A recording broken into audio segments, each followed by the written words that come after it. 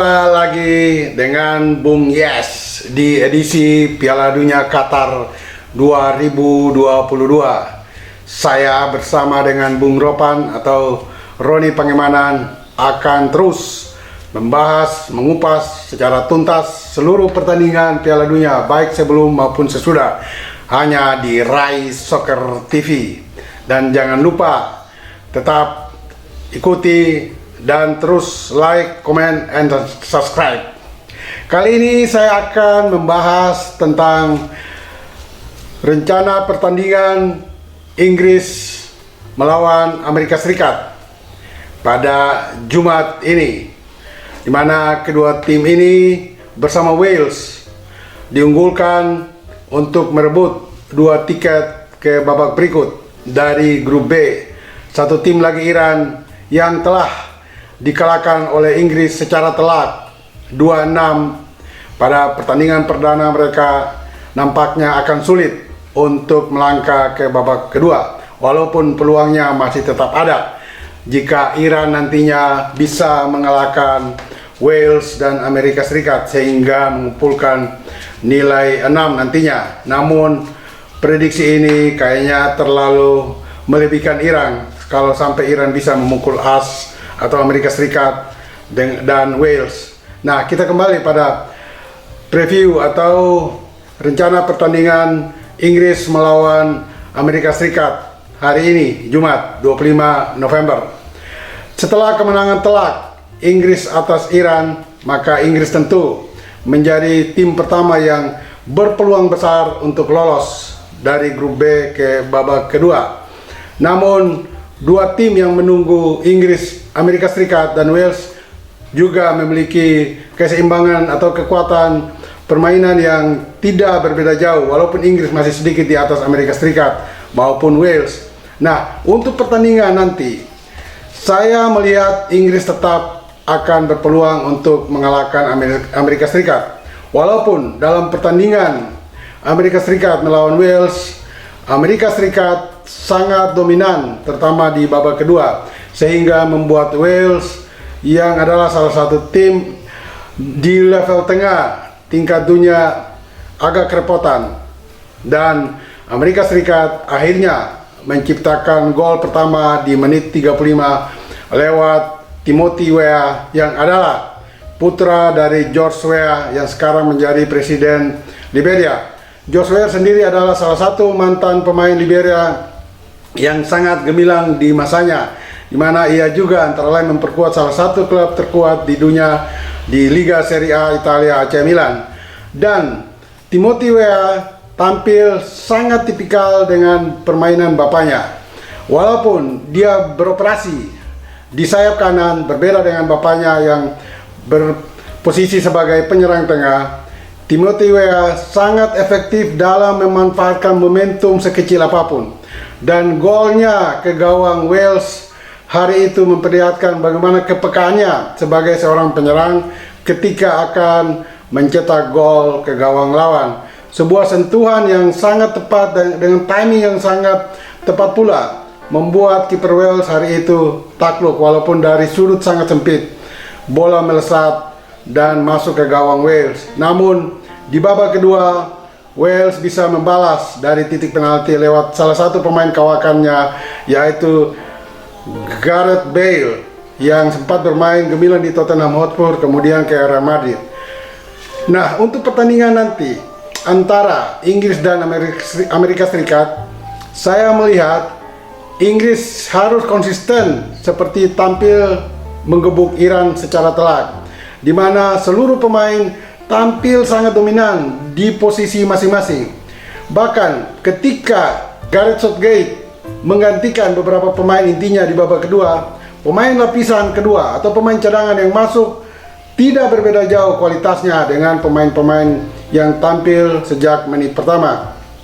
Ini memperlihatkan ramuan atau bangunan tim yang diciptakan oleh Gareth Southgate sangat berhasil di tim muda Inggris saat ini, sehingga mereka akan menjadi salah satu favorit kuat untuk melaju ke babak berikutnya. Dengan konsistensi permainan yang ditampilkan Inggris nantinya, kita berharap mereka akan memeriahkan Piala Dunia ini dengan tim-tim mapan lainnya seperti Argentina, Brasil, Jerman, Belgia, dan juga Spanyol dan Prancis. Nah, Piala Dunia ini akan semakin semarak kalau pada pertandingan-pertandingan lainnya di grup lainnya, tim-tim mapan yang saya sebut tadi juga mencatat hasil yang baik, maka di babak berikut sampai dengan final kita akan menonton suguhan-suguhan yang sangat menarik dari Piala Dunia Qatar 2022 ini. Kembali ke pertandingan Inggris melawan Amerika nanti, saya melihat komposisi pertama yang diturunkan Southgate ketika melawan Iran akan ditampilkan lagi. Namun, mereka harus hati-hati terutama dalam menyerang, karena Amerika Serikat terutama di 45 menit pertama ketika seluruh pemain masih dalam kondisi bugar, mereka memiliki speed yang sangat baik dan juga penguasaan bola secara individu sangat tinggi. Hanya kekurangan Amerika adalah mereka tidak memiliki ketajaman atau inovasi ketika memasuki jarak tembak atau jarak 16 meter dari gawang lawan. Nah, ini berbeda dengan Inggris. Inggris untuk mencetak gol, mereka memiliki mesin-mesin gol yang sangat baik. Ada pada Harry Kane, juga Raheem Sterling, atau juga Saka yang mencetak 2 gol ketika melawan Iran. 3 pemain ini juga di lini pertahanan lawan sering melakukan permutasian atau pergerakan tanpa bola yang sangat baik, dan ini yang mengacaukan pertahanan lawan. Kalau Amerika tidak hati-hati, mereka bisa saja mendapat serangan balik dari Inggris yang langsung bisa menjebolkan gawang Amerika. Nah, catatan bagi pelatih Amerika agar harus berhati-hati untuk mengingatkan pemain belakangnya terhadap counter attack yang dari Inggris yang akan sangat berbahaya untuk menghancurkan pertahanan lawan Amerika nantinya. Di lini tengah, Inggris dibantu oleh 2 wingback yang sangat prima bermain dan sangat konsisten. Kedua pemain yaitu Tripper, pemain Newcastle United di kanan, dan juga Luke Shaw dari MU, Manchester United di sisi kiri. Mereka berdua ini sangat pandai merangkai kerjasama dengan 2 wingback, baik Saka dengan Tripper di blok kanan maupun Luke Shaw dan Raheem Sterling di kiri. Karena kekompakan dan pengertian permainan antara mereka yang sangat tinggi sehingga membuat permainan Inggris semakin mudah. Dan lini tengah walaupun tanpa seorang playmaker murni, kekompakan 4 gelandang atau bahkan 5 gelandang Inggris ini membuat permainan Inggris menjadi mudah dalam menyerang maupun dalam bertahan. Dan di 2 center back, baik John Stone maupun Harry Maguire, dengan mudah selalu memainkan bola mulai dari belakang sampai pada lini depan. Dan jangan lupa, Maguire juga salah satu pemain yang memiliki insting menyerang yang baik. Ketika terjadi tendangan pojok bagi Inggris, Maguire ini salah satu pemain yang selalu naik ke depan untuk menyambut bola-bola atas. Bahkan bukan tidak mungkin, dia sendiri akan mencetak gol. Dan ketika melawan Iran, Maguire inilah yang melakukan umpan lewat kepala kepada Saka dan terjadi gol yang dilakukan oleh Saka, pemain dari Arsenal ini. Nah, di kubu Amerika Serikat ada seorang pemain yang sangat dominan di lini tengahnya, yaitu Christian Pulisic, pemain yang bermain di Liga Inggris untuk klub Chelsea. Dia tentu Pulisic sangat menguasai semua tipikal pemain-pemain tim nasional Inggris, apalagi 99% pemain Inggris terlibat di Liga Inggris. Hanya 1 pemain, Jude Bellingham, yang bermain di luar Inggris, yaitu pada klub Borussia Dortmund. Nah, Pulisic ini akan menjadi sentral dan kekuatan serta napas permainan Amerika Serikat. Dan kita lihat ketika melawan Wales, pelatih Amerika Serikat Ben Halter terus memainkan Pulisic sampai 90 menit.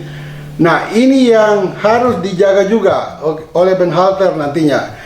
Kalau dia tetap memainkan Pulisic, maka sebaiknya ada lini tengah yang ikut menunjang kinerja Pulisic. Karena kalau Pulisic sampai drop atau outdoornya menurun, maka hancurlah permainan Amerika Serikat. Dan ini akan dimanfaatkan secara baik oleh Inggris. Karena Inggris secara teknis dan juga secara intelijensi permainan, mereka sangat baik dibandingkan oleh Amerika Serikat. Dan counter attack, jangan lupa, counter attack Inggris akan bisa memakan korban Amerika Serikat nantinya lewat pemain-pemain yang lincah. Ada juga Marcus Rashford, pemain Manchester United yang juga masuk di babak kedua ketika melawan Iran dan mencetak salah satu gol lewat umpan Harry Kane. Juga pemain dari Manchester City yaitu Grealish.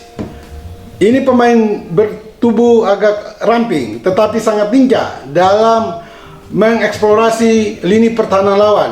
Dia dengan penguasaan bola dan teknik individu yang tinggi bisa meningkatkan kepercayaan diri pemain Inggris lainnya, sehingga kita lihat ketika masuk di babak kedua, Grealish ini tetap membuat permainan Inggris konsisten dan tidak pernah menurun.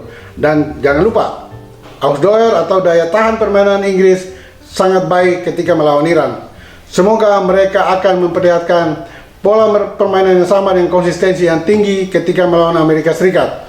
Karena dengan permainan yang konsisten seperti ketika melawan Iran, maka bukan tidak mungkin Inggris kembali akan memakan korban Amerika Serikat pada Jumat ini. Dan kalau Inggris menang, maka mereka menjadi tim pertama yang lolos ke babak kedua. Dan saya mempresentasikan Inggris memang berpeluang untuk mengalahkan Amerika Serikat minimal dengan 2 gol. Dan bukan tidak mungkin juga mesin gol mereka, Harry Kane, malam ini akan mencetak gol pertamanya di Piala Dunia kali ini. Ikuti terus analisis yang tajam, cepat, dan akurat dari Bung Yes hanya di Rai Soccer TV. Bola itu bulat, giring terus.